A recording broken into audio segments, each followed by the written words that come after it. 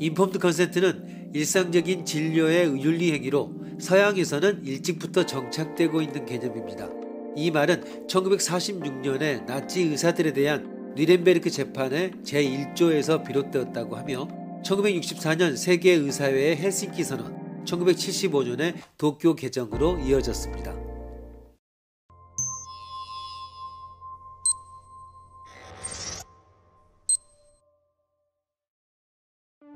미국의 생명윤리, 특히 의료 영역에서 크게 거론되는 인폼드 컨센트는 의사와 환자와의 관계를 상징적으로 보여주는 단어이다. 이 단어를 뭐라고 번역하면 좋을까? 이것은 단순히 번역의 문제가 아니라 궁극적으로 어떻게 이해하면 좋을까라는 문제가 포함돼 있다. 인폼드 컨센트라는 말을 그대로 원문 그대로 사용할 수도 있겠지만 그럴 경우 아무래도 미국에서 사용되는 개념의 틀 속에 문제를 가두게 되는 경향이 많기 때문이다. 확실히 미국에서의 경험이나 노력은 매우 귀중하며 기본적으로 배워야 할 것이 적지 않다. 그러나 여기에 우리의 경험 관점이라는 것을 추가할 필요가 있다. 내용까지 포함된 가장 좋은 번역을 생각해 보시오.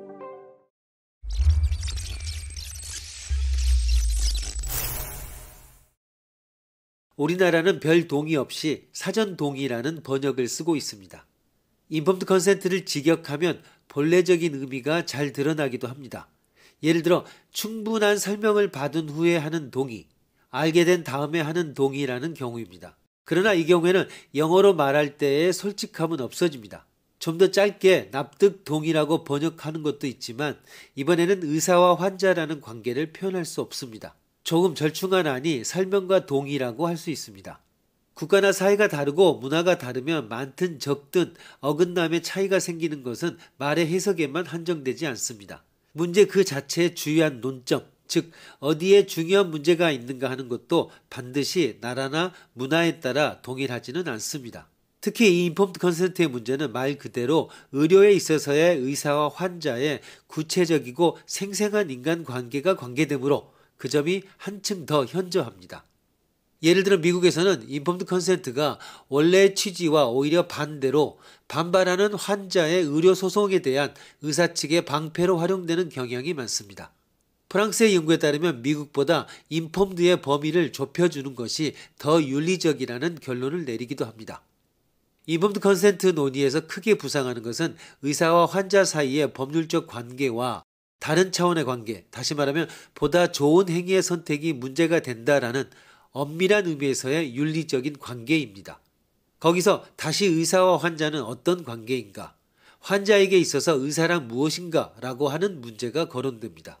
이 경우에 고찰의 출발점이 되는 것은 역시 환자가 의사를 절대적인 힘을 가진 비호자로 간주하고 의사가 환자를 완전하게 지배하는 것 같은 의사와 환자의 관계, 이른바 패트롤리즘입니다.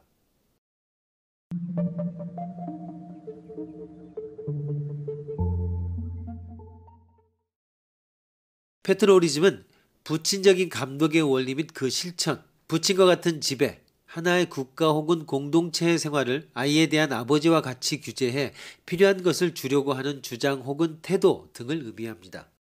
일반적으로 비판되고 있는 이 패트롤리즘은 상대가 극단적으로 비자립적인 입장에 서 있기 때문에 보호나 강제적인 요소가 들어오지 않을 수 없는 경우입니다.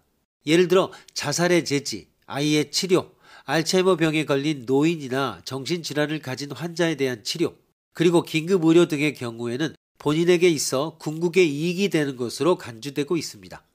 건강 회복을 목적으로 하는 치료 행위, 수단으로서 장기 이식이 있습니다. 그로 인하여 생명을 건진 사람이 있는 것은 확실하겠지만 세상의 다수라고는 할 수 없습니다.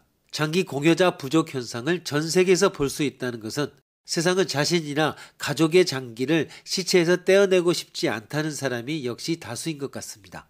자신의 장기라고 하는 것에 대해서 인간이 어디까지 이타적이어야 하는지 하는 어려운 문제에 대해 군자가 해야 할 일을 의사라고 하는 전문 기술자가 제기하고 이끌어 법률로 만들어지고 있습니다. 장기 이식 수술이 환자를 구하고 있는 것은 확실하더라도 의사로서 또는 과학자로서의 관심으로 공명을 떨치려는 의도로 해보고 싶은 치료인 것은 틀림이 없습니다. 전문가의 사정입니다. 이는 수단 레벨의 사정입니다. 그것이 인간과 생명 가치라는 근본적인 문제, 즉 목적의 고찰을 어지럽히고 있지 않은가?